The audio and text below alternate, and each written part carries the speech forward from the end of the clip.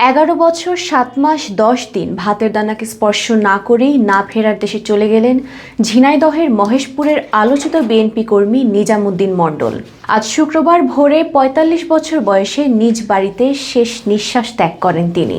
2014 সালের মে মাসে জিয়াউর রহমানের মৃত্যুবার্ষিকীর একটি অনুষ্ঠানে খাবার ফেলে দেওয়ার ঘটনায় ক্ষুব্ধ ও অপমানিত হয়ে তিনি এক কঠিন প্রতিজ্ঞা করেছিলেন।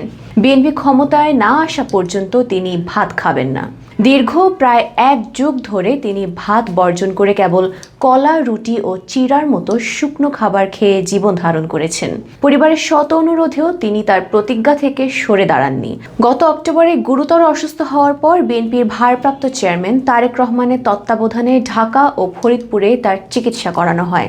কিছুটা সুস্থ হয়ে বাড়ি ফিরলেও শেষ রক্ষা হয়নি। আজ ভোর 3টায় না ফেরার দেশে চলে গেলেন নিজামুদ্দিন। নিজের রাজনৈতিক আদর্শ আর আত্মসম্মানের এক বিরল ও জেদি দৃষ্টান্ত হয়ে তিনি আজ লোকমুখে আলোচিত।